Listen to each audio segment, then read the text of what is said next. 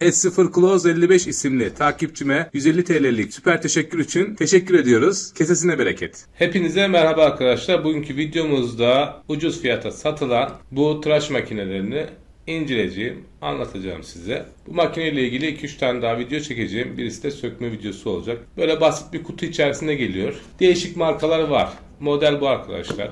Farklı farklı isimlerde satılıyor. Kutu içeriğinde yağ var. Önemli bu yağ. Çünkü iç kısım zamanla kuruyunca yağladığınızda tekrar güzel çalışmaya başlıyor. Bir tane şu boyda micro USB şarj kablosu, şarj cihazı yok. Temizlik için fırça, başlık var. Bir tane de üzerine taktığım başlık. 4 tane. 4 mm, 3 mm, 1,5, 2 mm. Yani bu kalınlıkta kesim yapıyor. Bir tane de ufak kağıdı var. İngilizce yazmışlar. 18650, 18500 lityum iyon batarya var demiş. 5 volt, 2 saatte şarj oluyor. Kullanım süresi 2 saat. Başka da önemli bir şey yok. Suya dayanıklı mı? Değil. 2 saat şarj süresi veriyor mu? Vermiyor arkadaşlar. Öyle bir şey olmaz. 2 saatte şarj oluyor. Evet. Ancak 2 saat süreyle kullanamazsınız. Ben bunu ölçtüm. 1 saat gidiyor. İçindeki pil de 18650 olabilir. Ancak bunun da türleri var. Şu mesela 18650.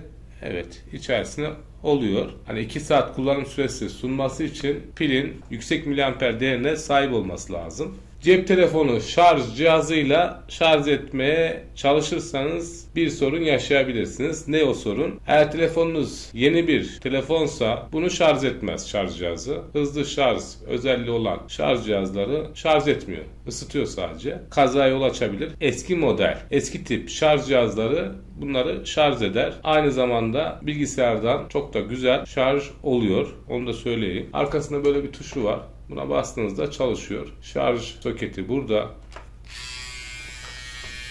Çok güzel kesim yaptı. Sıkıntı çıkarmadı. Gayet kolay temizleniyor. Sökmesi takması da basit. Mesela kullandınız. Temizlik yapacaksınız. Şuradaki yayları kenara iterek kafayı yerinden çıkarıyorsunuz.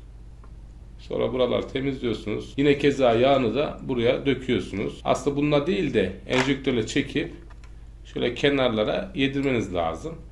Bu başlık takılıyken. Takmasında buradaki olukları var. Oraya yayları itekleyerek yapıyorsunuz. Şöyle arkaya doğru iteklemeniz lazım.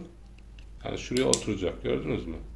Bu yay sistemini bir tık sağa alırsanız ne oluyor? Şunun hareket alanı genişliyor ya da daralıyor. Şöyle olduğunda daha geniş olması lazım. Evet. Şimdi bunların fiyatı 95 liradan başlıyor. 200-300 liraya kadar çıkıyor. BİM'e de geldi. Alınır mı? Günlük sakal tıraşı için böyle sinek kaydı değil de normal kirli sakal bırakmak için şu uçlar çok etkili, güzel. İş yapıyor. Bu mantıkla bakınca 300, 400, 500, 1000 lira bir tıraş makinesine vermektense saç sakal için bunu almak mantıklı. Fakat aldığınızda ürünü kesinlikle kontrol edin. Çünkü çok iade olan bir ürün. Satıcılar da çok dikkat etmiyorlar. Kontrol etmeden paketleyip yolluyorlar. Bizim de başımıza geldi. İlk aldığımız sıkıntılı çıktı. Şarj tutmuyordu. Bunda ise bir problem yok. Bu nedenle kontrolünü yaptıktan sonra onayınızı verin. İçerisindeki pili alayım deseniz 70-80 lira arkadaşlar. Buna mesela 100 lira verildi. İçindeki pil 70-80 lira. Mesela benim evimde bir tane daha tıraş makinesi var. Pilini değiştireyim dedim. 2 tane pil kullanılmış. 140-150 liraya geliyor. Şimdi ona pil alıp, çok da kaliteli değildi bu arada, kullanmaktansa daha düşük fiyata bunu aldım. Ve 1 saat net kesim yaptı. Bu da iyi bir süre. Komple saçınızı vesaire kesseniz yarım saat 40 dakikaya bitiyor işiniz. Normal sakal için de 5-6 kesim, o da kirli sakal alıyorsanız 1 aylık bir süre ediyor. İyi, ideal, kullanılır. Şöyle yakından da gösterelim.